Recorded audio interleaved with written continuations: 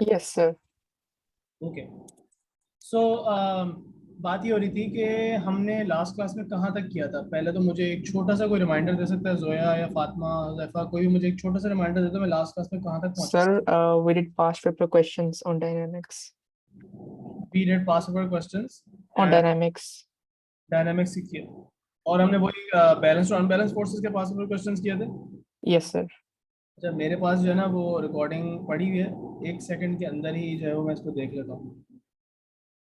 आज हमारी last class हुई थी 18 को, आज 23 है।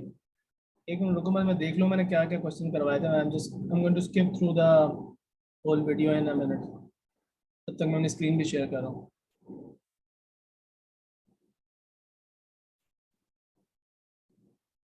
एनीवेज, आओ पहला क्वेश्चन जो है,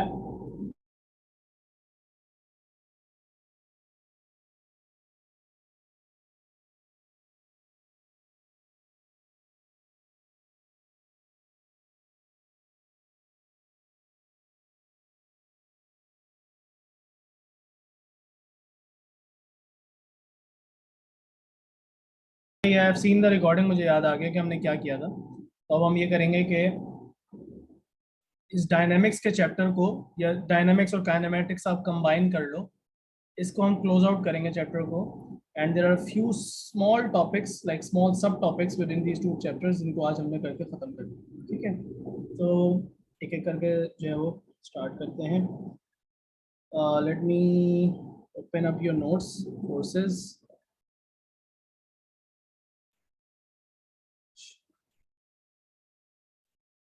ये सब हमने कर लिया, यहाँ तक हम कर चुके थे। अब हम बात करेंगे फ्री फॉल के बारे में, राइट। फ्री फॉल अभी तक हमने नहीं पढ़ा, तो उसको हमने पढ़ना है। फ्री फॉल हमने नहीं पढ़ा था, और ये काइनेमेटिक्स के अंदर आता है technically, but as I told you कि without learning forces there is no point studying that topic. तो पहले हम उसको पढ़ेंगे, फिर साथ साथ दो तीन चीज़ें और भी हैं जिसके अंदर आ जाता है circular motion, motion in a circle के बाद आ जाता है ब्रेकिंग फोर्स वाला टॉपिक, और फ्रिक्शन उससे रिलेटेड है। जब ये दो चीज़ें हो जाएंगी तो फिर इंशाल्लाह will be done with the entire chapter and then we will move on to turning effects. ठीक है, तो अच्छे पेस पे जा रहे हैं हम, यही पेस कंटिन्यू रखेंगे तो बाय दिसंबर इंशाल्लाह हमारा हाफ से ज़्यादा सिलेबस हो जाएगा, and that would be a good situation. अच्छा, मैं नोट्स कौन से ओपन करना चाह रहा था, kinematics and dynamics.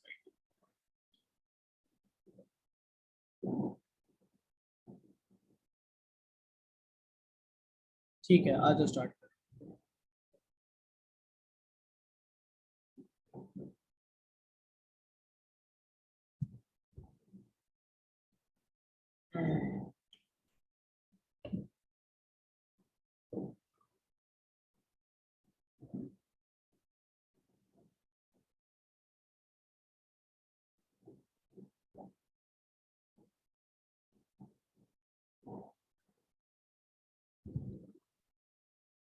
You can read everything clearly, कुछ ऐसा तो नहीं कि बहुत डार्क है या बहुत लाइट है, ऐसा तो कोई मसला नहीं है, कलर वगैरह सब ओके। मैं ज़रा दो तीन चीज़ें आपको कॉपी कर लूँ, फिर उसके बाद आगे।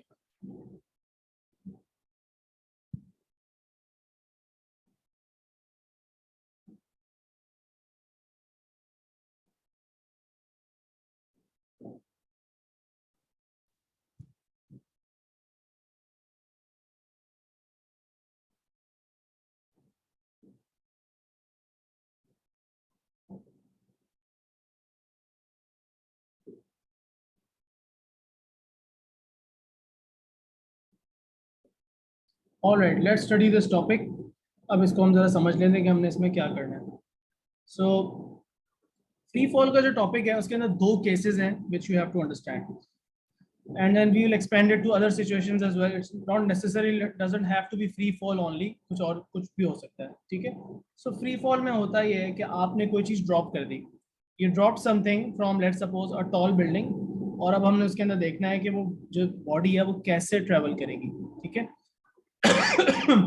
सबसे पहले लेफ्ट हैंड साइड पे आ जाओ पेज के, आप पेज के लेफ्ट हैंड साइड पे आ जाओ, और यहाँ पे लिखा हुआ है without air resistance. Air resistance की फोर्स कब होगी, जब एटमॉस्फेयर होगा। Like if you are on a planet where there is an atmosphere, like the earth का एटमॉस्फेयर है ना, the air around us is there, we can breathe it in, जिसकी वजह से हम जिंदा हैं। बट कोई ऐसा प्लेनेट अज्यूम करो जिसका एटमॉस्फेयर ही नहीं है। वैसे all the planets usually have an atmosphere, but some planets do not have an atmosphere at all. या पे कुछ मून हो गया जैसे हमारा, उसका एटमॉस्फेयर ऑलमोस्ट ना होने के बराबर है। या ऐसा कर लेते हैं कि हम अर्थ के ऊपर, अर्थ के अंदर ही एक बहुत बड़ा वैक्यूम चेम्बर डिजाइन कर लेते हैं। तो अर्थ के अंदर जब हम बहुत बड़ा वैक्यूम चेम्बर डिजाइन कर लेंगे तो उसके अंदर एयर तो होगी नहीं। जब एयर नहीं होगी तो एयर रेजिस्टेंस कहाँ से आएगा, राइट? नहीं होगा एयर रेजिस्टेंस। तो अब सपोज करो आपने एक बॉल ली और उसको आपने ड्रॉप कर दिया। अब जब आप कोई चीज को ड्रॉप करते हैं, एज आई सेड, मैं आपने बॉल को थ्रो नहीं किया, मैंने क्या वर्ड यूज किया, ड्रॉप।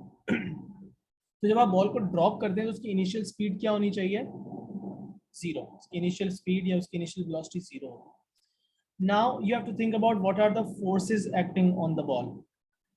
बॉल को आपने ड्रॉप किया, as soon as it leaves your hand, what are the forces acting on it? पहली चीज तो आपके जहन में आनी चाहिए बॉल का weight, which is the force of gravity. But is there any other force acting on the ball?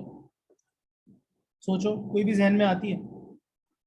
कोई फोर्स नहीं है, और कोई फोर्स है ही नहीं बॉल पे। तो बॉल पे वाहिद एक ही फोर्स एक्ट कर रही है और उसका नाम है वेट। That's it. अब याद रखो कि बॉल पे जो फोर्स एक्ट कर रही है वेट, वो होती है इक्वल्स टू mg। और क्योंकि कोई और फोर्स एक्ट कर ही नहीं रही है, तो क्या मैं कह सकता हूं कि बॉल के ऊपर जो रिजल्टेंट फोर्स F है वो सिंपली इक्वल टू W होगी। Does this expression make sense? Usually क्या होता है कि अगर लेट सपोज किसी चीज पे दो फोर्सेस एक्ट कर रही हैं, जैसे I want you to pay attention to this diagram just for a second. अब इस डायग्राम में देखो, एक फोर्स नीचे W नीचे की तरफ एक्ट कर रही है, एयर रेजिस्टेंस R ऊपर की तरफ एक्ट कर रही है। तो जब मैं इसका रिजल्टेंट निकालता हूं तो मैंने इसको कैसे लिखा है, F is equal to W minus R। F is the resultant, so it's weight minus air resistance. इसी तरह अब देखो, जब हम अपनी बॉल की बात करते हैं विदाउट एयर रेजिस्टेंस, तो उस पर सिर्फ वेट एक्ट कर रहा है, तो मैं कह सकता हूँ यार F is equal to W है। अब जब भी ball F is equal to W होता है, कभी जब भी किसी चीज के ऊपर सिर्फ और सिर्फ उसका वेट एक्ट कर रहा हो और कोई और फोर्स ना एक्ट कर रही हो, तो ये बात आपने हमेशा हमेशा के लिए याद रखनी है कि उसकी एक्सेलरेशन जो है वो g के बराबर रहेगी। अब g क्या चीज थी, इसको जरा एक क्विक रिविजन कर लेते हैं। g होता क्या था? तो मुझे वैसे रिमाइंड करवा सकते हैं g क्या होता था? Sir, gravitational field strength. Exactly, that is exactly what I wanted to hear. यहाँ पे आपने पढ़ा था कि ये g होता है W is equal to mg में। आपने ये जो g पढ़ा था ये होता था ग्रेविटेशनल फील्ड स्ट्रेंथ। अब इसकी अर्थ पे वैल्यू होती थी कितनी? 9.8. 9.8। अब ये जरा पुराने नोट्स को थोड़ा मैं अपडेट कर रहा हूँ आप लोगों के लिए। तो यहाँ पे आप 9.8 नहीं लिखेंगे, और सॉरी यहाँ पे 10 नहीं लिखेंगे, आप क्या लिखेंगे? 9.8 मीटर्स पर सेकंड स्क्वायर। अर्थ के ऊपर 9.8 है, इसलिए मैंने उसको ब्रैकेट में लिखा है। अगर हमेशा 9.8 होती तो फिर मैं ब्रैकेट में नहीं लिखता, मैं उसको लिखता ही बस a इज इक्वल टू 9.8। तो मैं यहाँ पे ये भी लिख देता हूँ ऑन अर्थ। लेकिन अगर किसी और प्लेनेट पे होते हैं तो हर प्लेनेट का आपको पता है g अपना अपना होता है। Every planet has a different value of g। तो जो भी वहां का g है उसके बराबर एक्सेलरेशन आ जाती है। This is known as the acceleration due to free fall या एक्सेलरेशन ऑफ फ्री फॉल। ठीक है, ये एक्सेलरेशन ड्यू टू ग्रेविटी भी कहते हैं इसे। तो अभी तक हमने तीन चार बातें की। Let me just repeat all of them. You drop something, it's initial speed is zero, time zero पे उसकी स्पीड जीरो है, उस पर सिर्फ और सिर्फ एक ही फोर्स एक्ट करी है, वेट, तो रिजल्टेंट फोर्स वेट के बराबर हो गई। और जब ऐसा हो कि F is equal to W लिखा हुआ है, तो फिर जो एक्सेलरेशन है वो g के बराबर आएगी, और g अर्थ पे होता है 9.8। लेकिन जैसे मून पे 1.6 है तो वहां पे 1.6 हो जाएगा। अब आप थोड़ी देर बाद टाइम t2 पे आ गए, सपोज कर लो 2 सेकंड गुजर गए, 3 सेकंड गुजर गए, जो भी टाइम गुजरा है। अब जाहिर सी बात है the ball is definitely be moving. Ball अब रुकी हुई तो नहीं होगी। बॉल को जब आपने छोड़ा था तो वो इनिशियली तो स्टॉप थी, like for the first instant it hasn't started to move yet, but for the second time t2 जो हम सेकंड फ्रेम देख रहे हैं उसमें तो बॉल मूव कर रही है। So when the ball is moving, तो कहना इसे कि यार v1 तो था, v1 तो स्पीड जीरो थी, लेकिन अब v2 जो भी स्पीड होगी यहाँ पे वो डेफिनेटली v1 से तो ज्यादा ही होगी, जीरो तो नहीं होगी। Speed is not definitely zero at all, but still चाहे बॉल मूव कर रही हो या ना कर रही हो, आपको पता है कि यार एयर रेजिस्टेंस तो है ही नहीं, तो अभी भी बॉल पे कौन सी फोर्स एक्ट कर रही है? सिर्फ और सिर्फ उसका वेट। तो everything is still the same since the force is on the ball.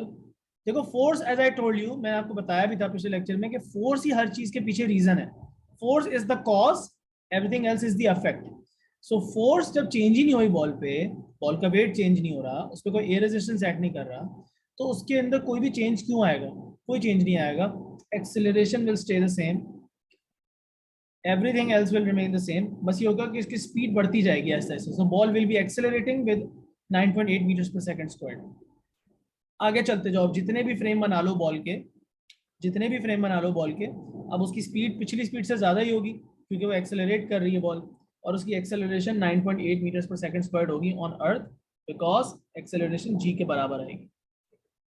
Any confusion और any question for this case right now? अभी तक इसके अंदर कोई मसला आया आपको? कोई भी सवाल जहन में आ रहा है तो खुल के पूछो.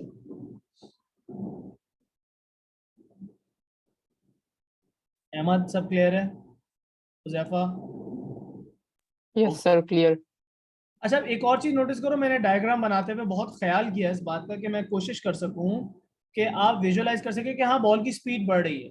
अब how can I look at 3 frames and से कि यार हाँ बॉल की स्पीड बढ़ती हुई मुझे नजर आ रही है? क्योंकि जब मैंने यहाँ से यहाँ डिस्टेंस रखा तो बॉल ने इतनी देर में डिस्टेंस कवर किया है, उसके अगले वाले डिस्टेंस को मैंने ज्यादा रखा.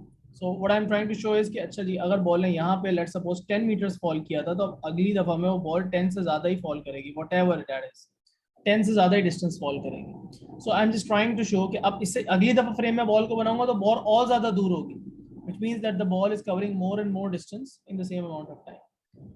All clear? अब एक बात और याद रखो, एक बात और याद रखो, चाहे बॉडी लाइट वेट हो, चाहे बॉडी हैवी हो, चाहे बॉडी स्मॉल हो, चाहे बॉडी लार्ज हो, उसकी कोई भी शेप हो, वो कोई भी ऑब्जेक्ट हो, imagine the lightest object you can imagine. कोई भी ऑब्जेक्ट अपने जहन में तुम सोच लो, think of a feather and compare it to a ball made out of metal. या बॉलिंग बॉल है, हैवी तरीन चीज, दोनों को आप ड्रॉप करें, वट एवर इज दिस, कोई भी ऑब्जेक्ट हो, कोई फर्क नहीं पड़ता, सबकी एक्सेलरेशन वही होगी जो जी की वैल्यू है. सब चीजों की एक्सेलरेशन विदाउट फ्री फॉल वाले केस में क्या होगी? हमेशा जी के बराबर होगी, जो कि होती है 9.8 metres per second square for earth, and obviously for other planets it would be there other values of G, जो कि हमें याद नहीं करनी. एक एग्जांपल मैंने एडिशनली यहाँ पे और मेंशन की है कि अगर वही same object, sir can you explain the last example on the previous page, like this one, इसकी बात कर रही हो? अच्छा जोया देखो, इसमें भी अब बॉल को हम थोड़े टाइम बाद देख रहे हैं, तो अभी इसकी स्पीड जो है वो पिछली स्पीड से ज्यादा ही होगी. जो आपने यहाँ स्पीड देखी थी, अब ये वाली स्पीड उससे ज्यादा होगी. वेट ही अभी भी उस पर एक्ट कर रही है, कोई और चेंजेस नहीं आए, तो एक्सेलरेशन अभी भी 9.8 है, कोई चेंजेस नहीं आए. Like all three of these situations are explained, they have the same explanation, so that's why I did not repeat it. That's why I did not repeat the explanation for the third frame, because it was the same as the second and the first. Okay, so वही बात, सिर्फ force कौन C act कर रही है? Wait. Acceleration कितनी है? 9.8. that's all you need to know. 2 points about every frame. Force कौन सी एक्ट कर रही है, एक्सेलरेशन कितनी है. Got it? अब आगे चलते हैं, और मैं ये क्या कह रहा था, मैं कह रहा था कि यार अगर आपने एक बॉल के बराबर में एक फेदर ड्रॉप किया बट है वैक्यूम, सो इसके ऊपर बड़ी मजे की वीडियो है, बीबीसी की वीडियो है, अभी टाइम बचा तो मैं आपको दिखा भी देता हूँ. So when you do that kind of thing, यहाँ पे वैक्यूम के अंदर दो चीजों को साथ ड्रॉप कर रहे हो, तो भाई एयर रेजिस्टेंस नहीं है, तो उनकी एक्सेलरेशन सबकी बराबर होगी, चाहे कोई हैवी हो चाहे वो कोई कम हो, कुछ फर्क नहीं पड़ता, सबकी एक्सेलरेशन 9.8 होगी ऑन अर्थ, या फिर जिस प्लेनेट पे भी वो गिर रहे हैं उनकी वहां जी की वैल्यू के बराबर एक्सेलरेशन होगी, and they will fall together, they will fall together. तो अगर अर्थ के ऊपर ये ग्राफ बन रहा है किसी बॉल का, तो किसी फेदर का भी यही ग्राफ होगा, और कोई भी ऑब्जेक्ट हो, कोई नाइफ है, कोई भी ऑब्जेक्ट है, कोई स्टोन है, कुछ भी गिर रहा है, they will all have the same graph, literally the same points, कोई चेंज ही नहीं होगा, हर चीज एक साथ गिरेगी if it is a vacuum. So ये स्पीड टाइम ग्राफ हमने बना के देखा. Can someone tell me, ये क्वेश्चन आपने मुझे आंसर करना है, इसको सिर्फ सोच के बैठ नहीं जाना, ये मुझे जवाब चाहिए इसमें. ये जो ग्राफ बना हुआ है ग्रीन वाला, अगर मैं इसका ग्रेडियंट निकालूंगा बैठ के, लेट सपोज मैं ये वाला पॉइंट पिक कर लेता हूँ और ये वाला पॉइंट पिक कर लेता हूँ, और मैं ग्रेडियंट निकालता हूँ बैठ के, तो इस ग्राफ का ग्रेडियंट कितना आएगा? ग्रीन वाले ग्राफ का इसकी वैल्यू क्या आएगी? Sir, 9.8. क्यों? Because it finds the acceleration, and we know the acceleration is equal to g, which is 9.8. Good. तो आप ये कह रहे हो कि ग्रेडियंट जब आप निकालते हो स्पीड टाइम ग्राफ का, तो ग्रेडियंट जब आप स्पीड टाइम ग्राफ का निकालते हो तो आप असल में उससे एक्सेलरेशन निकालते हो. ग्रेडियंट जो है वो एक्सेलरेशन देती है आपको. स्पीड अपॉन टाइम का जो ग्रेडियंट है वो एक्सेलरेशन देता है, और एक्सेलरेशन आपने देख ली कितनी है, 9.8. तो अगर ग्रीन ग्राफ का ग्रेडियंट निकालूंगा तो 9.8 आएगा. Good, great. और रेड वाली लाइन का अगर ग्रेडियंट निकालूंगा तो क्या आंसर आएगा उसका, 1.6. एंड यू कैन सी कि if I am comparing the same object drawn और drop on the earth to the object drop on the moon, why is the moon वाला ग्राफ लेस स्टीप? क्योंकि उसका gradient कम आएगा, क्योंकि उसकी acceleration कम है. सो फार so good. अच्छा, अब ये बता दो कि ये जो ग्राफ बने हुए हैं स्पीड टाइम ग्राफ, ये यूनिफॉर्म एक्सेलरेशन है या नॉन यूनिफॉर्म एक्सेलरेशन है? ये constant Sir, speed, uniform acceleration. Constant speed तो नहीं है? No. किसी के जहन में ये जवाब तो नहीं आ रहा कि ये कांस्टेंट स्पीड है?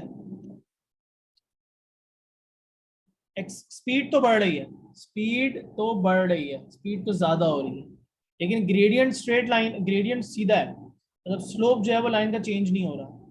इसका मतलब है कि uniform acceleration. And obviously uniform ही होगी एक्सेलरेशन. आपने देख तो लिया कि एक्सेलरेशन यहाँ भी यही है, यहाँ भी यही है, यहाँ भी यही है, तो यूनिफॉर्म ही हुई.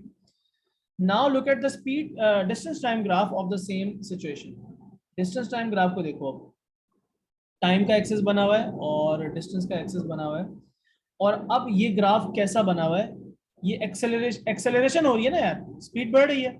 स्पीड बढ़ रही है तो ग्राफ का ग्रेडियंट इंक्रीज होगा, बिकॉज डिस्टेंस टाइम ग्राफ का ग्रेडियंट आपको क्या देता है, स्पीड देता है. आपने कहा स्पीड बढ़ रही है, speed is increasing, speed increasing, तो ग्रेडियंट भी इंक्रीज करेगा. दैट इज वाई मेरा ग्राफ का स्लोप बढ़ता चला जा रहा है. अब इसमें आपने एक और छोटी सी बात नोटिस की, मैंने जब ग्राफ को स्टार्ट किया तो 0,0 से स्टार्ट, लेकिन मेरा ग्राफ फौरन से ही ऊपर नहीं आ रहा. Initially the graph is flat, like in this small region. Let me just move it up a little. एक मिनट रुको, थोड़ा सा मुझे इस ग्राफ को एडजस्ट करने दो. ओके, ये जो पार्ट है इसके अंदर आप नोटिस करो, मैंने ग्राफ को शुरू में बिल्कुल फ्लैट रखा है यहाँ पे. इसके बाद इसका मतलब इसका मैंने ग्रेडियंट यहाँ पे 0 रखा है. Initial gradient is 0. Why? Because initial speed is 0. उसके बाद ग्राफ को थोड़ा सा उठाना शुरू किया और उसको स्मूथ कर्व की तरह मैंने ऊपर पिकअप कर दिया. ठीक है, so that is the distance time graph and speed time graph for objects that are falling without air resistance and they have a uniform acceleration which will be equal to g. Any confusions? क्या सारा case समझ में आ गया without air resistance का? Yes. अब आपने क्या 3-4 बातें याद रखनी है हर दोनों केसेस के लिए. क्या क्या बात याद रखनी है? किस मोमेंट पे फोर्सेस कौन सी एक्ट कर रही है, कोई फोर्स इंक्रीज या डिक्रीज तो नहीं हो रही. एक्सेलरेशन की क्या वैल्यू है, क्या वो इंक्रीज या डिक्रीज तो नहीं हो रही. And then speed time graph की क्या शेप होगी और डिस्टेंस टाइम ग्राफ की क्या शेप होगी. That is the entire case जो लेफ्ट हैंड साइड पे पढ़ लिया आप. And there was one additional point which was really important, कि आप एक पत्थर ड्रॉप करें, stone very heavy and a feather beside each other, एंड आप देखोगे कि वो बिल्कुल साथ साथ ही गिरेंगे. ठीक है, उसके बाद आगे चलते हैं और अब बात करते हैं free fall with air resistance वाले केस. ठीक है, अब हम विद एयर रेजिस्टेंस वाले केस की बात करेंगे. थोड़ा सा जो ये डायग्राम्स जो है ना वो आउट ऑफ प्लेस है, मैं उनको सही करना.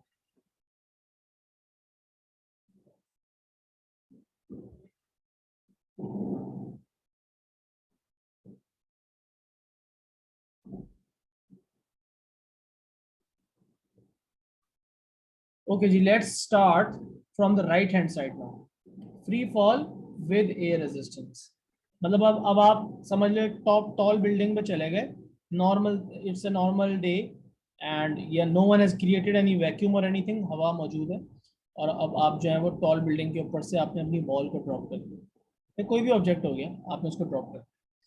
अब again you are dropping the object, you are not throwing it down, you are not pushing it down. So उसकी इनिशियल वेलोसिटी जो कि v1 है वो तो 0 ही होगी, राइट. अब इनिशियल वेलोसिटी अगर 0 है तो बॉल पे इस वक्त क्या क्या फोर्सेस एक्ट कर रही है? ऑब्वियसली उसका वेट एक्ट कर रहा होगा. उसका वेट तो एक्ट कर रही है, लेकिन why haven't I drawn the force of air resistance at the initial moment? There is no motion. There is no motion. और अगर याद करो, भूल भी रहा है किसी को, तो एक छोटा सा रिमाइंडर दे देते हैं। एयर रेजिस्टेंस वाली फोर्स के होने के लिए जरूरी है, एयर रेजिस्टेंस वाली फोर्स के लिए जरूरी है कि मोशन हो। ये पढ़ लो, ये पेज रिवाइज कर लो। It's a type of frictional force, produces heat during motion, it also opposes motion। और ये सिर्फ तभी और एक्ट कर रही होती है जब ऑब्जेक्ट मूव कर रहा हो। अगर ऑब्जेक्ट मूव नहीं कर रहा तो ये वाली फोर्स नहीं एक्ट करेगी। प्लस एक और बात, जैसे जैसे स्पीड बढ़ती है तो आर बढ़ता है। तो अब वापस आते हैं अपनी लेक्चर की तरफ और अब देखते हैं कि क्या हो रहा है।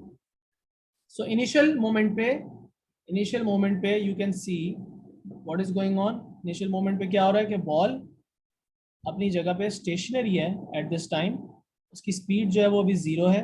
तो वही सिचुएशन बन गई कि F is equal to W, F W के बराबर है। अब जब F W के बराबर है तो इनिशियल एक्सेलरेशन बॉल की क्या होगी, इसको 10 को काट के 9.8 कर देते हैं, G के बराबर होगी, ये बात याद रखना। और फिर G की वैल्यू क्या होगी, वो 9.8 होती है अर्थ पे। मैं बार बार रिपीट कर रहा हूँ, अर्थ पे 9.8 होती है, क्योंकि मुझे पता है कि कभी उन्होंने एकदम से दूसरा प्लेनेट डाल दिया, क्वेश्चन शुरू किया लेकिन उसके अंदर उन्होंने अर्थ नहीं मेंशन किया, उन्होंने मेंशन किया ए planet, they said a planet, and now you cannot for any you cannot take g is equals to 9.8 any further unless they tell you to do so। ठीक है, तो अब जरा ये 2 मिनट के चेंजेस करके फिर आगे चलते हैं। जरा एक मिनट रुको। Okay, so let's talk about the initial situation. जब बॉल अभी शुरू ही नहीं हुई मूव करना तो उस पर एयर रेजिस्टेंस तो एक्ट कर नहीं रही, तो फोर्स W के बराबर है। और जब फोर्स W के बराबर है भाई, तो एक्सेलरेशन तो 9.8 ही होगी। तो इनिशियल एक्सेलरेशन इसकी वही है जो वहां पे थी विदाउट फ्री फॉल वाले केस में। लेकिन अब आगे चलते हैं, थोड़ी देर बाद आपने बॉल को देखा तो obviously the ball would have accelerated, क्योंकि नीचे की तरफ बॉल पे रिजल्टेंट फोर्स है, सो बॉल एक्सेलरेट कर रही डाउनवर्ड्स, बॉल की स्पीड अब ज्यादा होगी। अब बॉल की जो भी स्पीड v2 है वो इनिशियल v1 जो स्पीड थी जो 0 थी उससे तो ज्यादा ही होगी, v2 is greater than 1, no doubt about it. So now the ball is moving right, and obviously weight तो उसका वही रहेगा। सपोज कर लो, अच्छा इस सारी एग्जांपल के लिए एक हम छोटी सी जो है ना चीज अज्यूम कर लेते हैं कि बॉल का वेट जो है वो कितना है, 100 न्यूटन। बॉल का वेट क्या है, 100 न्यूटन। ये बाद में 100 मिटा दूंगा, मैं वैसे ही अज्यूम करवा रहा हूँ कि 100 न्यूटन है। तो अब बॉल का 100 न्यूटन वेट है, लेकिन यहाँ पे अब आर की वैल्यू जो है वो आगे सपोज कर लो 20 न्यूटन की एयर रेजिस्टेंस की फोर्स भी एक्ट कर रही है। So what is the resultant force acting on the ball at this moment, जो मैंने जहाँ वैल्यूज लिखी हैं। What is the resultant force acting on the ball, 80 Newton. 100 minus 20, 80। and what is the direction of the resultant, Fatma? Upwards or downwards or left or right? Direction of the resultant force Downwards. Downwards. तो इसका मतलब ये हुआ कि ball पे downwards acceleration. अब ball पे अगर एक्सेलरेशन डाउनवर्ड्स है तो अहमद तुम ये बता सकते हो कि बॉल की एक्सेलरेशन की डायरेक्शन क्या होगी, एक्सेलरेशन की डायरेक्शन क्या होगी बॉल की? Acceleration is a vector, it's supposed to have a direction. आवाज तुम्हारी बहुत ही कम आ रही है, पता नहीं क्या वजह है, like the mic needs to be close to your mouth और समथिंग। तो जोया आप बता सकती हो एक्सेलरेशन की डायरेक्शन क्या होगी? अगर रिजल्टेंट फोर्स डाउनवर्ड्स है तो एक्सेलरेशन की क्या डायरेक्शन होगी? ओके, कोई बात नहीं। सो अगर रिजल्टेंट फोर्स डाउनवर्ड्स है तो एक्सेलरेशन भी डाउनवर्ड्स ही होनी चाहिए। ये बात मुझे कैसे पता है? जब मैंने अनबैलेंस्ड फोर्सेस पढ़ी थी। Sir, the direction of resultant force is the same to the direction of acceleration. Exactly तो मैंने यहाँ पे ये अनबैलेंस्ड फोर्स इसीलिए मैं आपको रिवाइज करवा रहा हूँ। फोर्सेस अनबैलेंस्ड हैं और मैंने यहाँ पे क्या लिखा हुआ है, the body accelerates in the same direction as the resultant force. तो एक्सेलरेशन जो होगी बॉल की वो उसी डायरेक्शन में होगी जिस डायरेक्शन में रिजल्टेंट फोर्स होगी, और ये बात न्यूटन सेकंड लॉ में भी लिखी हुई है। ठीक है, तो भाई इसका मतलब जोया क्या जवाब देना था आपने कि सर एक्सेलरेशन भी डाउनवर्ड्स है। W is equal to R कहाँ लिखा हुआ है? W is equal to R तो जोया कहीं भी नहीं लिखा हुआ। अभी सेकंड फ्रेम पे हैं हम, अभी थर्ड डायग्राम पे नहीं आए। अभी हम बॉल को T2 पे देख रहे हैं, टाइम T2 पे, T3 पे अभी आए नहीं। तो अभी तो R जो है वो बेटा F से छोटा ही है, W से छोटा है। How do you know R W से छोटा है? मैंने कैसे दिखाया हुआ है? मैंने डायग्राम पे जो एरो का साइज बनाया हुआ है वो उसको R का छोटा रखा हुआ है, और मैंने उसकी वैल्यू भी आपको दे दी। सो इस वक्त बॉल पे एक रिजल्टेंट फोर्स एक्ट कर रही है और बॉल एक्सेलरेट करेगी डाउनवर्ड्स, तो बॉल की स्पीड बढ़ती जाएगी। अब जैसे जैसे बॉल की स्पीड बढ़ेगी, अब ये जरा आपने मुझे खुद बताना है, जैसे जैसे बॉल की स्पीड बढ़ेगी तो क्या कौन सी फोर्स अफेक्ट होगी? Anyone? Sir, the air resistance will increase, and so the resultant force will decrease. So acceleration will decrease as well. तो बेसिकली आपने कहा था कि यार इसकी वैल्यू तो 100 है और ये 20 है, लेकिन जैसे जैसे बॉल की स्पीड बढ़ती चली जाएगी, ये v की वैल्यू जो है जैसे जैसे बढ़ेगी, r की वैल्यू भी साथ में इंक्रीज होगी। मतलब ये जो 20 है, 20 सपोज कर लो, 20 के बाद हो गया 40, 40 के बाद हो गया 60, 60 के बाद हो गया 80। जैसे जैसे r की वैल्यू बढ़ती जाएगी, w तो कांस्टेंट ही रह रहा है, w तो 100 है, बॉल का वेट थोड़ी चेंज हो रहा है, तो w माइनस 100 माइनस 20, 80 का रिजल्टेंट आया। अब एक्सेलरेशन 80 की फोर्स के हिसाब से होगी। उसके बाद 100 माइनस 40, अब 60 का रिजल्टेंट आया, 60 के रिजल्टेंट के हिसाब से एक्सेलरेशन हो तो रही है लेकिन अभी भी कम एक्सेलरेशन है। उसके बाद 100 माइनस 60, 40 की रिजल्टेंट फोर्स है तो एक्सेलरेशन और कम होगी। उसके बाद 100 माइनस 80 कर दिया, 20 की रिजल्टेंट फोर्स, एक्सेलरेशन और कम होगी। सो पॉइंट इज कि r बढ़ता जा रहा है, r की वैल्यू बढ़ती जा रही है, w कांस्टेंट है, तो रिजल्टेंट फोर्स की वैल्यू कम हो रही है। तो जब अगर रिजल्टेंट फोर्स की वैल्यू कम हो रही है तो एक्सेलरेशन क्या होती है? F is equal to ma, यही है ना, F is equal to ma। तो एक्सेलरेशन भी आपकी कम होती जाएगी, एक्सेलरेशन भी कम होगी, and then throughout the motion acceleration will be obviously, शुरू से ही फौरन ही 9.8 से तो कम हो जाएगी, और करते करते करते करते एक्सेलरेशन कम होती रहेगी, कम होती रहेगी, कम होती रहेगी। अब एक्सेलरेशन कम होने का क्या मतलब है? बॉल की स्पीड बढ़ रही है या कम हो रही है? पहले तो इतनी बात को क्लियर कर लें, आई नो कि यहाँ पे बड़ा प्रॉब्लम आएगा। बॉल की स्पीड बढ़ रही है या कम हो रही है? Just say that one thing, increase या Sir, ball डिक्रीज? की speed बढ़ रही है. बॉल की स्पीड बढ़ रही है। अब यहाँ पे मुझे पता था कंफ्यूजन होगी, तो एक तो गलत आंसर आया मेरे पास।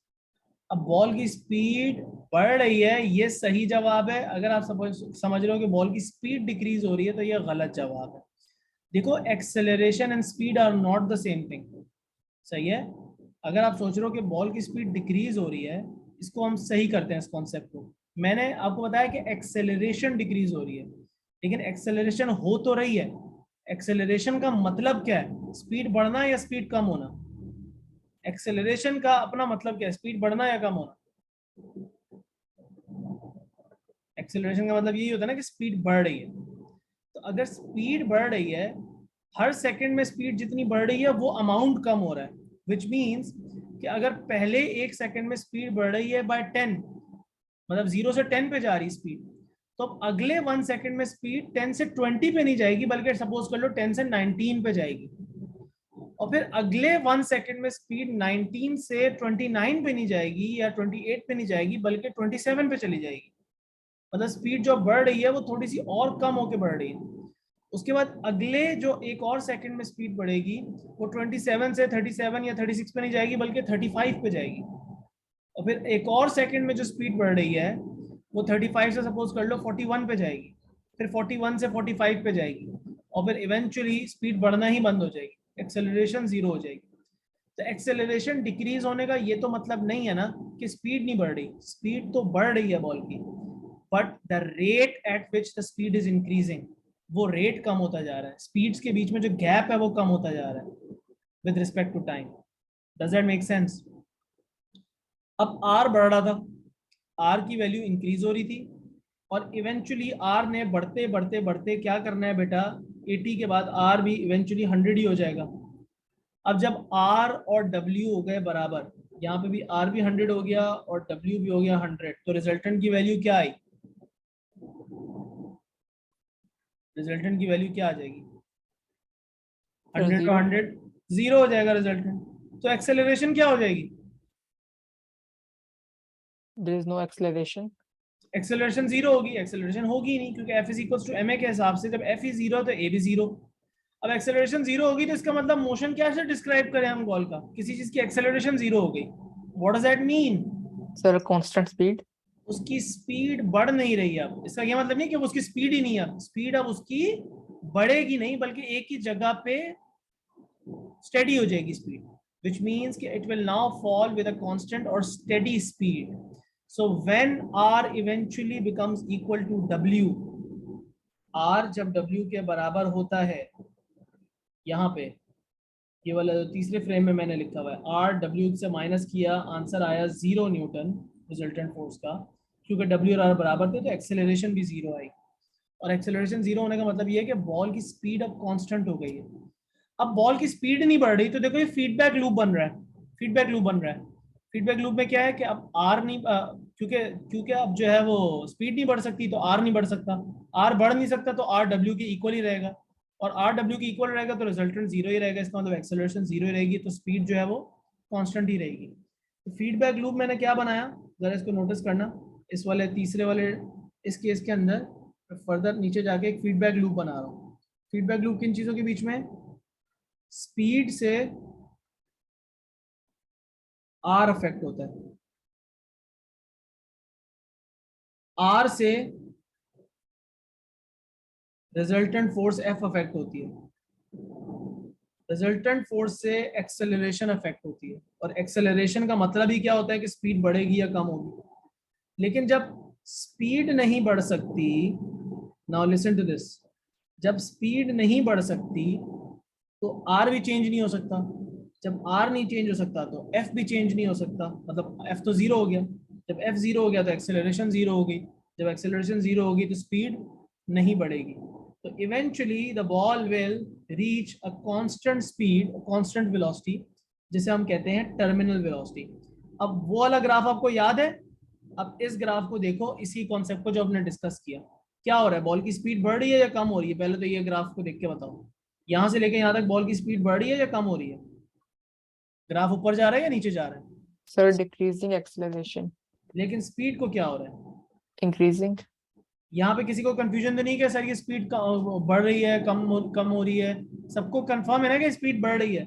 अगर मैं यहाँ लिखता, यहाँ पे 0 लिखता और यहाँ पे 20 लिखता और यहाँ 40 लिखता, यहाँ 60 लिखता, यहाँ 80 लिखता, तो I can see that the speed is increasing, right. अब इवेंचुअली जब स्पीड इस वैल्यू पे पहुंच जाती है, जो भी वो वैल्यू जहाँ पे आर और डब्ल्यू बराबर हो गए, जहाँ रेजिस्टिव फोर्स या रेजिस्टेंस और वेट बराबर हो गए, तो अब गाड़ी ने फर्दर स्पीड नहीं बढ़ानी, तो गाड़ी will reach a constant speed, और उस कांस्टेंट स्पीड को हम कहते हैं टर्मिनल वेलोसिटी। गाड़ी बोल रहा हूँ, बॉल की बात हो रही, इज दैट क्लियर, क्या बात समझ में आ गई? Yes, sir. जोया कोई क्वेश्चन तो नहीं है बेटा? ओके, अहमद आपको भी क्लियर है? ठीक है, तो अब आपने नोटिस किया कि जो ग्रीन वाला ग्राफ है इसका ग्रेडियंट यहाँ से यहाँ तक डिक्रीज हो रहा है, जिसका मतलब है कि एक्सेलरेशन भी डिक्रीज हो रही है। शुरू में इसका ग्रेडियंट था 10, बल्कि 10 भी नहीं लिखना चाहिए, 9.8 लिखना चाहिए। I have to fix it everywhere, मुझे इसको फिक्स करना पड़ेगा, तो यहाँ पे मैं लिख देता हूँ 9.8। इनिशियल एक्सेलरेशन है 9.8 मीटर्स पर second, but decreasing gradient curve है, ग्रेडियंट डिक्रीज होता जा रहा है और लाइन जो है वो सीधी होती जा रही है। इवेंचुअली लाइन सीधी हो गई, मतलब एक्सेलरेशन 0 हो गई और अब कांस्टेंट स्पीड है। अब इसी चीज का डिस्टेंस टाइम ग्राफ कैसे बनाएंगे, यहाँ से लेके यहाँ तक, इस टाइम तक गाड़ी बॉल एक्सेलरेट कर रही थी, तो पहली बात तो ये है कि एक कर्व बनेगा जिसका ग्रेडियंट इंक्रीज होगा, क्योंकि स्पीड जो है वो डिस्टेंस टाइम ग्राफ के ग्रेडियंट से आती है। तो डिस्टेंस टाइम ग्राफ का ग्रेडियंट जो है वो मुझे बढ़ाना पड़ेगा ताकि मैं दिखा सकूं कि स्पीड बढ़ रही है। यस, अब इवेंचुअली क्या हुआ था कि स्पीड बढ़ना रुक गई थी, तो इस वाले ग्राफ का ग्रेडियंट आगे बढ़ना रुक जाएगा और वो सीधा हो जाएगा, it will become constant. Speed constant हो गई तो डिस्टेंस टाइम ग्राफ की लाइन जो है वो स्ट्रेट हो जाती है। दैट मीन्स कि अब आप इसको, इस ग्राफ की शेप भी आपको याद रखनी है। Any confusions? Any confusions? No, sir. Okay, अब एक और बात याद रखिए, एक बात और याद रखनी है कि अगर आपका एवरीडे लाइफ में, if you go to your roof, the roof of your house और the roof of a building, and you drop a very light object, let's suppose एक पीस ऑफ पेपर है और एक बास्केटबॉल है, दोनों को drop करो, तो रियल लाइफ में नॉर्मली आप क्या देखते हो, बास्केटबॉल पहले गिरेगी या piece of paper? Basketball. Basketball पहले गिरेगी। अब वैक्यूम में तो ऐसा नहीं हो रहा था, वैक्यूम में तो हमने बोला था चाहे कुछ भी हो जाए सब चीजें साथ ही गिरेंगी, क्योंकि एयर रेजिस्टेंस ही नहीं था, तो सबकी जो एक्सेलरेशन थी वो एक ही आ रही थी। लेकिन अब तो एयर रेजिस्टेंस है, अब एयर रेजिस्टेंस हर चीज पे एक तरह से तो एक्ट नहीं करता, राइट? या ये कह लो कि एयर रेजिस्टेंस और वेट का जो डिफरेंस है वो तो हर चीज का डिफरेंट होगा। एक बास्केटबॉल का वेट है 200 न्यूटन, 200 न्यूटन की, सपोज कर लो 50 न्यूटन की वेट है बास्केटबॉल का, और पेपर का वेट है सिर्फ और सिर्फ 5 न्यूटन। तो 50 न्यूटन का वेट जिस चीज का है, जिस चीज का वेट 50 न्यूटन है, यहाँ पे मैं 50 लिख देता हूँ,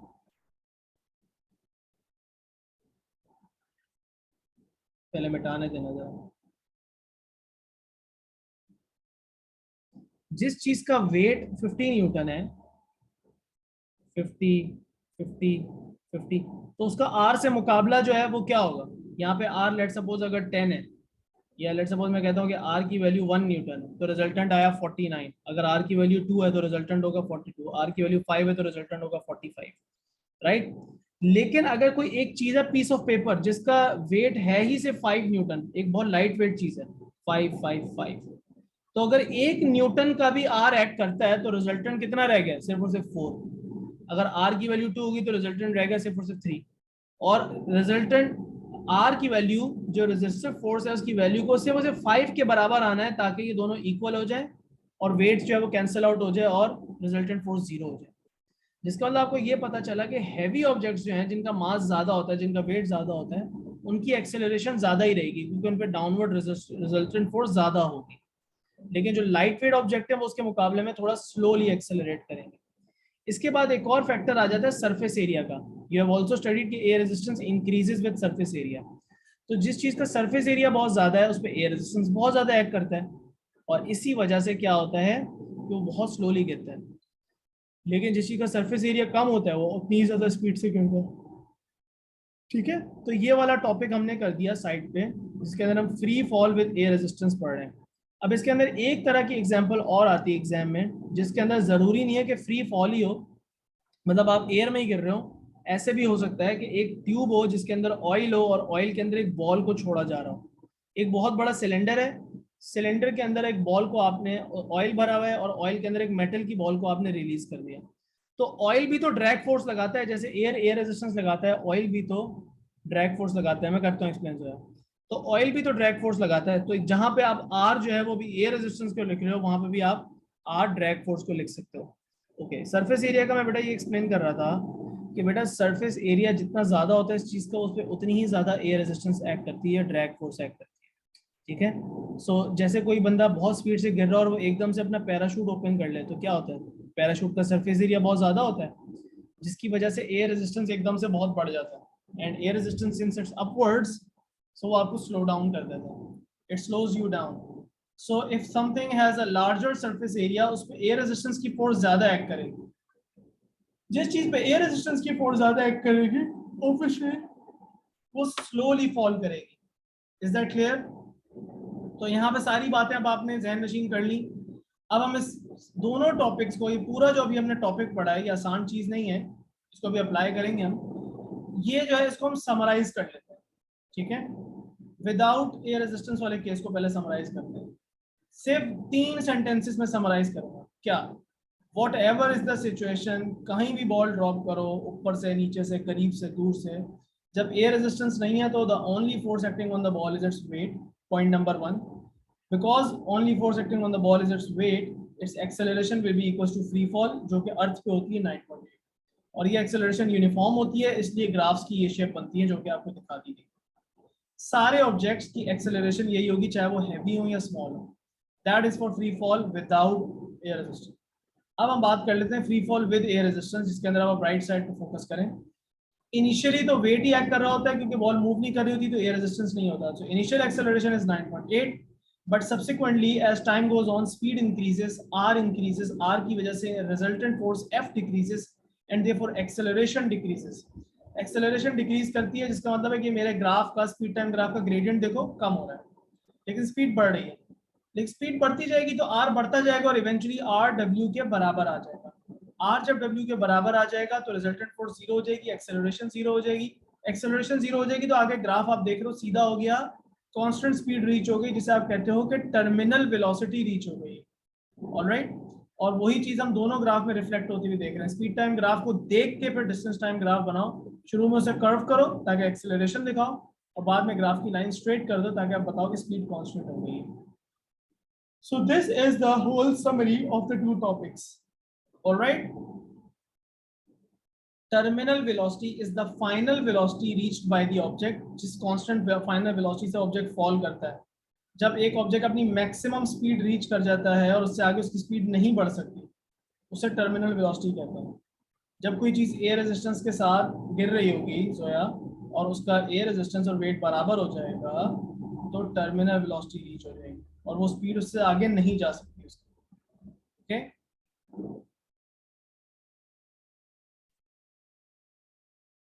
अब एक सेकंड जरा पॉज करते हैं, 1-2 मिनट का मैं ब्रेक ले रहा हूँ, फिर उसके बाद आगे चलते हैं। ठीक है।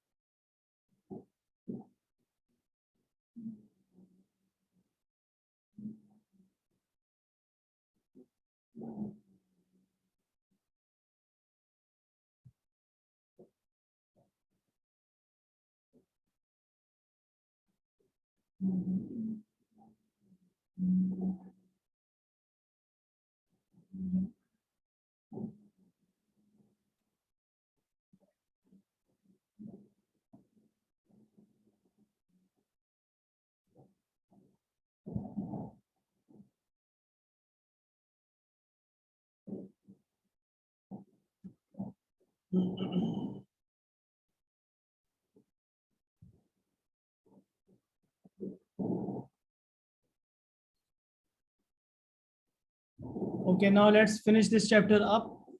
अब हम आगे चलते हैं, कंटिन्यू करते हैं, और हम बात करेंगे किस बारे में? न्यूटन्स थर्ड लॉ के बारे में।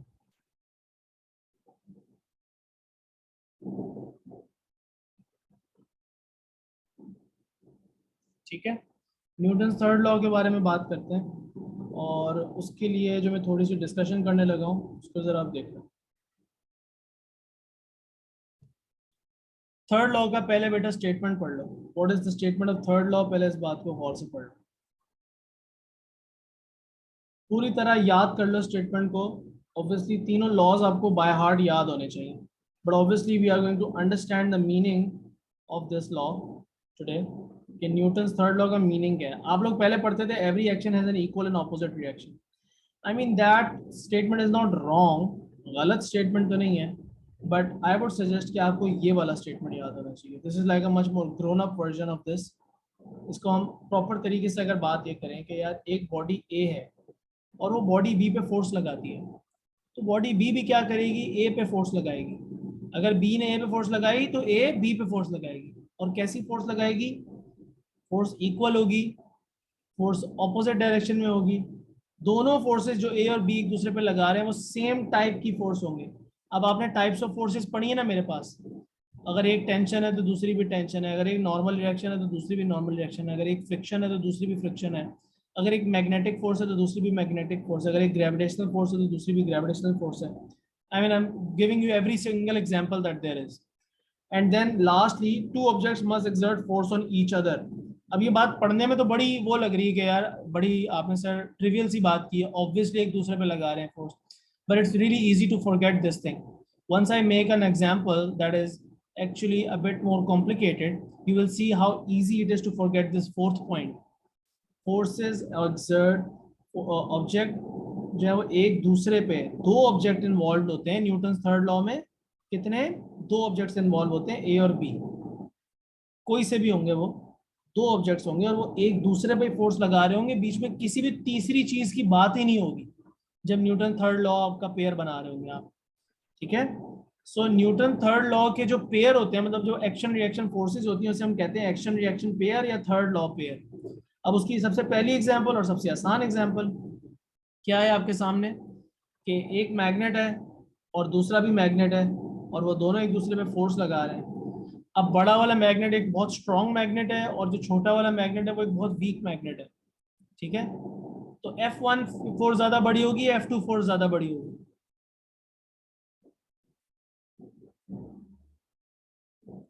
Example number 1. Go ahead, try and answer this question. बड़ा सिंपल सा सवाल है.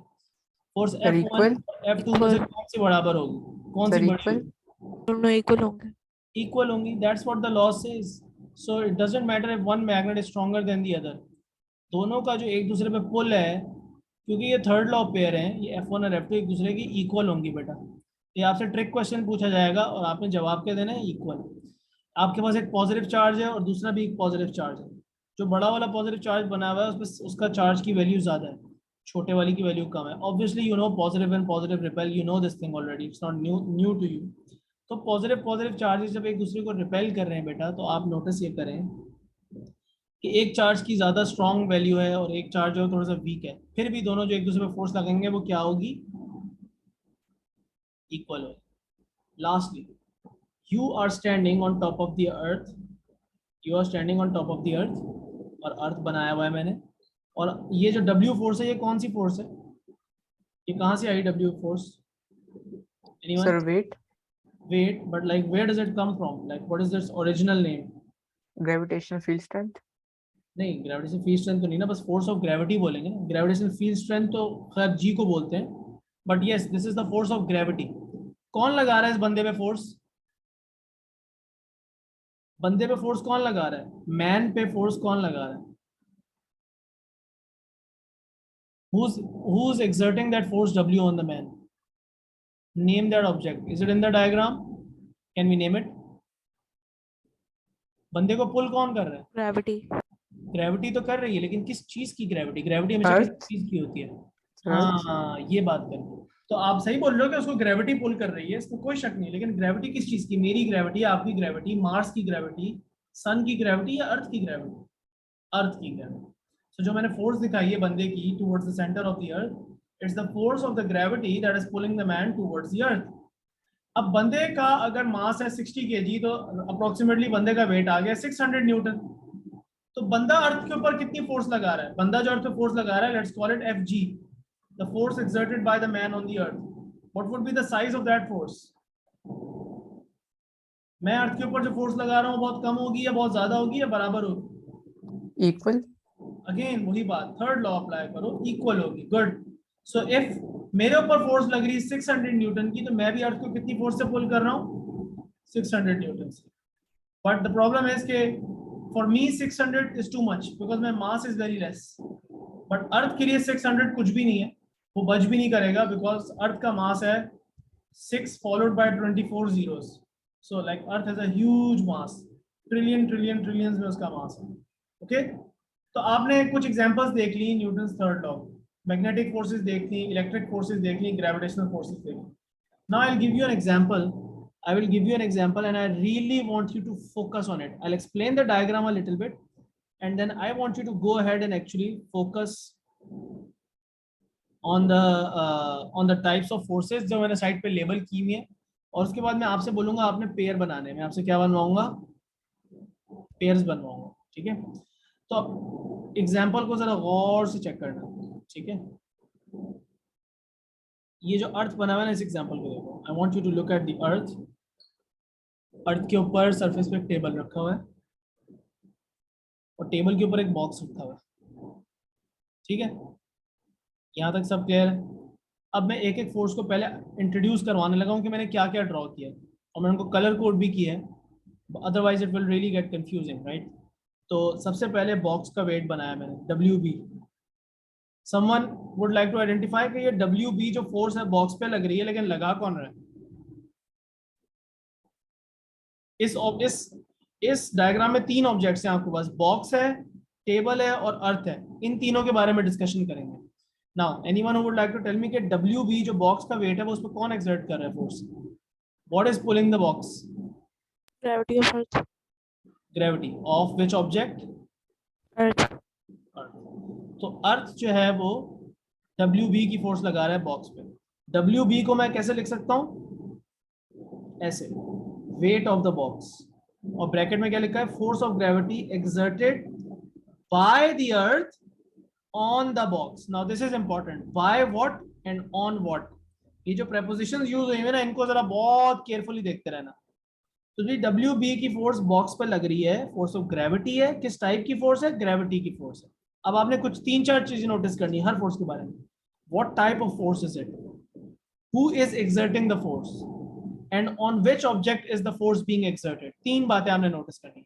कौन लगा रहा है, किस पे लग रही है और किस टाइप की फोर्स लग रही है। तो पहली बात तो हो गई। अब मैं चाहता हूं कि WT के ऊपर बात हो जाए। WT क्या है? Weight of the table. कौन लगा रहा है ये टेबल पे फोर्स? Earth. अर्थ लगा रहा है। तो यहाँ पे लिख दिया weight of the table, force of, again which type of force? Gravity, exerted by what? Earth, on what? The table. यहाँ तक बात क्लियर है? अच्छा, इसके बाद आगे चलते हैं और यहाँ पे मैंने लिखा हुआ है नॉर्मल रिएक्शन फोर्स। अच्छा, अब आप लोगों को याद होगा, इस तरह एक टेबल बना हुआ है, इस तरह एक टेबल बना हुआ है, टेबल के ऊपर बॉक्स रखा हुआ है, बॉक्स का वेट है 200 न्यूटन, बॉक्स का वेट है 200 न्यूटन। तो टेबल भी बॉक्स पे जो नॉर्मल रिएक्शन फोर्स लगाता है वो 200 न्यूटन की लगाता है। ये बात बिल्कुल सही लिखी हुई है, इनमें गलत कुछ भी नहीं है, दोनों वैल्यूज सही लिखी हुई है। बट क्या नॉर्मल रिएक्शन फोर्स और जो बॉक्स का वेट है, सॉरी, और जो बॉक्स का वेट है, क्या ये दोनों फोर्सेस एक्शन रिएक्शन पेयर हैं या नहीं है? Is the normal reaction force a reaction to the weight of the box or is it not? क्या ये दोनों एक्शन रिएक्शन पेयर हैं या नहीं है? सिंपल यस और नो। आपका सवाल सही भी हो सकता है, गलत भी हो सकता है, कोई इससे फर्क नहीं पड़ता, बट एटलीस्ट थोड़ा सा अपने माइंड को चैलेंज करो और जवाब देने की कोशिश करो। बॉक्स का वेट है 200 न्यूटन, नीचे की तरफ लग रहा है, तो टेबल भी बॉक्स पे अपवर्ड नॉर्मल रिएक्शन फोर्स लगाता है 200 Newton. Now depending on the law that you studied, are these two forces action reaction pairs or no? Yes, sir. They are. They are. अब आप क्यों बोल रहे हैं? रीजनिंग देना शुरू करो। इक्वल है? Yes, sir. They both are equal. That's why. Opposite है? Yeah. बिल्कुल सेम टाइप की फोर्सेस हैं। No, they don't. They are not the same type of forces. So are they going to be action reaction pairs then? जब वो मेरे criteria को fulfil नहीं कर रहे तो I'll say no, they are not action reaction pairs. क्योंकि दूसरी अगर एक फोर्स ग्रेविटी की है भाई, तो दूसरी भी तो फोर्स ग्रेविटी की होनी चाहिए।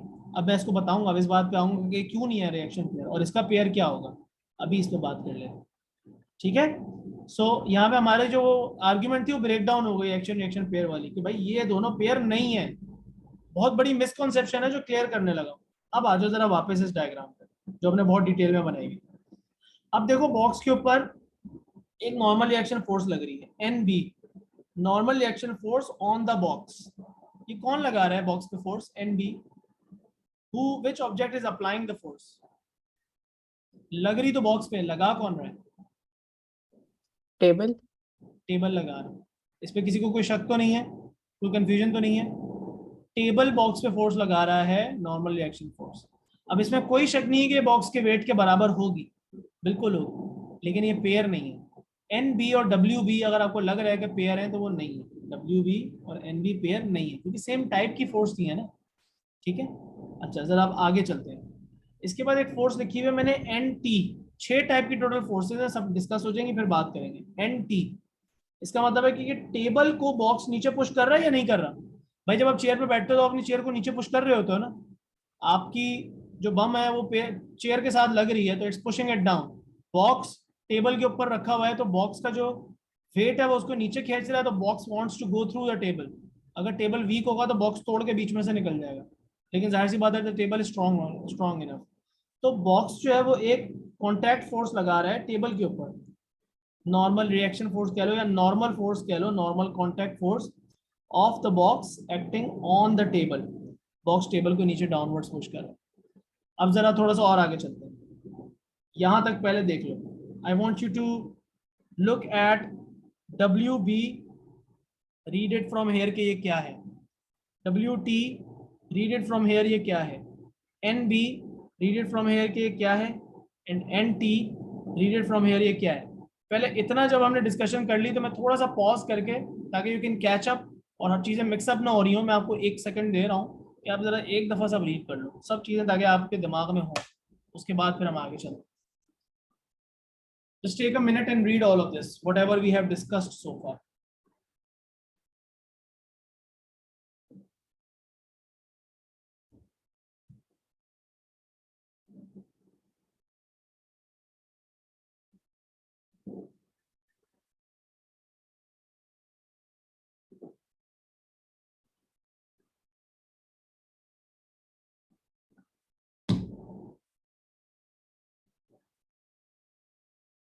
ठीक है भाई, यहां तक क्लियर हो गया। अब मैंने 2 फोर्सेस और बनाएंगे, GB और GT। GB क्या है पढ़ो। अर्थ के ऊपर एक अपवर्ड फोर्स लग रही है, अर्थ को कोई अट्रैक्ट कर रहा है। कौन अट्रैक्ट कर रहा है? जिस चीज को अर्थ भी अट्रैक्ट कर रहा था, अर्थ बॉक्स को अट्रैक्ट कर रहा था ग्रेविटी की फोर्स से, तो बॉक्स भी अर्थ को अट्रैक्ट कर रहा है with the force of gravity upwards. Box भी तो अर्थ को ऊपर पुल करेगा, जैसा भी मैंने यहाँ पे नंबर 3 पे बात की थी कि भी बंदा अर्थ को पुल कर रहा है, अर्थ भी बंदे को पुल कर रहा है, तो इसी तरह बॉक्स भी अर्थ पे अपवर्ड फोर्स लगा रहा है। Let's call it GB, force of gravity on earth exerted by the box. ठीक है, उसके बाद हो गया GT, force of gravity exerted by the table on the अर्थ, ये लास्ट में लिखा हुआ है। अब 6 की 6 फोर्सेस हो गई। I want every single one of you to try and make pairs out of them. Newton third law of pair कौन कौन से हैं आपने मुझे बताना है। 6 फोर्सेस हैं, इनके 3 पेयर बनेंगे, हर फोर्स का कोई ना कोई पेयर बनेगा। आप मुझे डायरेक्ट मैसेज करोगे चैट में, फोर्स का नाम लिखोगे कॉमा डाल के, उसके साथ में दूसरी फोर्स का नाम लिखोगे और ब्रैकेट बना दोगे ताकि पेयर बन जाए। तो मुझे 3 पेयर बना के दिखाओ, बताओ कि WB का पेयर कौन है, WT का पेयर कौन है, NB का पेयर कौन है, NT का पेयर कौन है, GB का पेयर कौन है। मतलब basically you have to send me 3 messages, और हर मैसेज के अंदर एक पेयर बना हुआ होगा 2 फोर्सेस। कंडीशंस याद रखो, फोर्सेस ऑपोजिट होनी चाहिए, फोर्सेस इक्वल होनी चाहिए। अब इक्वल तो आप यहाँ पे जाहिर सी बात है अंदाजा नहीं लगा पाओगे, उसकी वजह ये होगी क्योंकि एरोज के साइजेस बहुत एग्जैक्ट नहीं बने हुए, plus the values are not written, so it really gets confusing. So the other thing that you have to think about is कि सेम टाइप की फोर्सेस होनी चाहिए, एंड अगर एक ऑब्जेक्ट दूसरे ऑब्जेक्ट पर फोर्स लगा रहा है तो दूसरा ऑब्जेक्ट ही पहले वाले पे फोर्स लगाएगा। So try and make the pairs.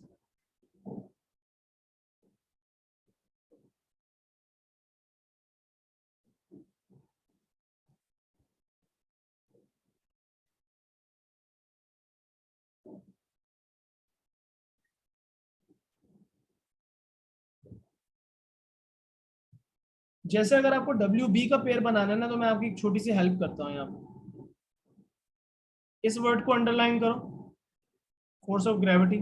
सही है, पहला आंसर सही है तुम्हारा उज़ैफर। इसके बाद इसको अंडरलाइन करो, बाय द अर्थ और ऑन द बॉक्स। यहाँ तक क्लियर हो गया? सही है फातिमा, आपके जो आपने पेयर बनाया वो अभी तक दोनों पेयर आपके सही हैं, तो जाहिर सी बात है जो 2 बच गए फोर्सेस वो भी आपके पेयर हो गए। ठीक है अहमद, आपने भी सही जवाब दिया।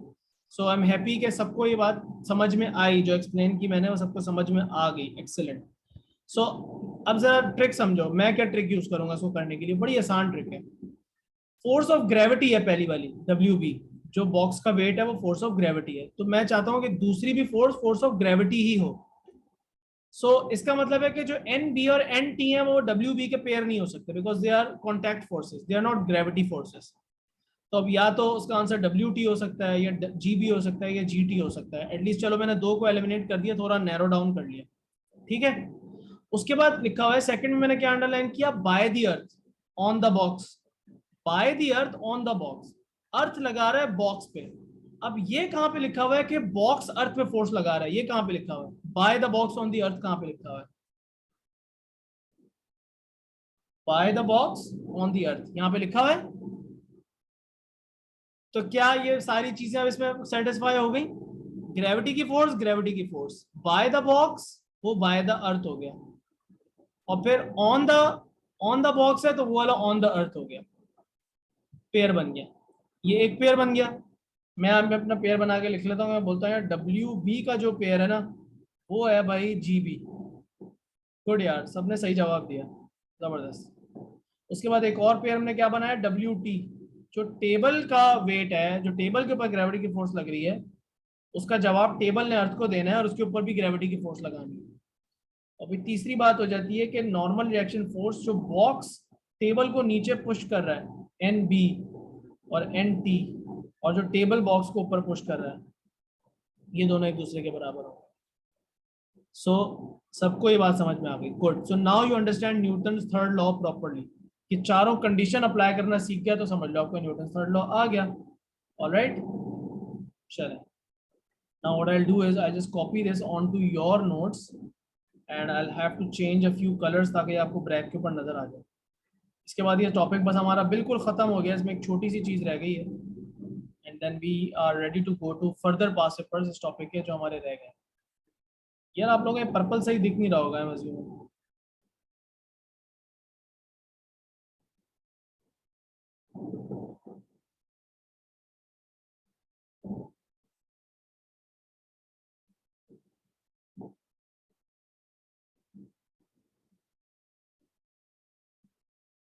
कुछ कलर्स मुझे चेंज करने की जरूरत पड़ेगी, एक और काम कर सकता हूँ, let me do something else. एक सेकंड देना बेटा मुझे, I want to add this to your notes ताकि मैं आज ही अपलोड कर दूँ।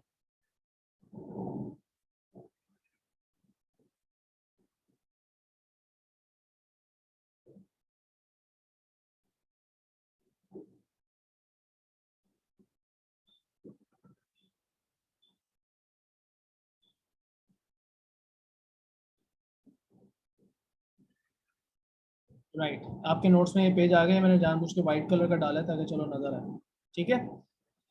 इसके बाद अब हमने बात करनी है सर्कुलर मोशन की। सर्कुलर मोशन एक बहुत ही आसान और सिंपल सा टॉपिक है, लेट्स अंडरस्टैंड दिस। बहुत ही सिंपल है। देखो सर्कुलर मोशन के अंदर बड़ी सीधी सी बात है बच्चों, यूनिफॉर्म सर्कुलर मोशन हम स्पेसिफिकली पढ़ रहे हैं, और यूनिफॉर्म सर्कुलर मोशन में ये होता है कि चीज मूव कर रही होती है कांस्टेंट स्पीड से, मतलब उसकी स्पीड ना बढ़ रही होती है ना कम हो रही होती है, स्पीड कांस्टेंट होती है, बट वो सर्कल में ट्रेवल कर रही होती है। तो क्या ये बॉडी इक्विलिब्रियम में होगी या नहीं होगी? सिंपल यस और no answer. Something is travelling in a circle but उसकी स्पीड चेंज नहीं हो रही, इज इट इन इक्विलिब्रियम और नो? ओके जो है, मैं नेक्स्ट चैप्टर से सारे आपके व्हाइट में ही बनाऊंगा नोट्स बेटा, ठीक है, नोटेड। तो अब जरा मुझे एक बात बता दोगे यहाँ पे कि आपके पास यहाँ पे ये जो ऑब्जेक्ट है जो सर्कल में मूव कर रहा है, ये ऑब्जेक्ट है, ये सर्कल में मूव कर रहा है, राइट, और कांस्टेंट स्पीड से मूव कर रहा है, इज इट इन इक्विलिब्रियम और नॉट? और इन अदर वर्ड्स, क्या इस पे फोर्सेस बैलेंस्ड है या अनबैलेंस्ड है? सवाल का क्या जवाब होगा,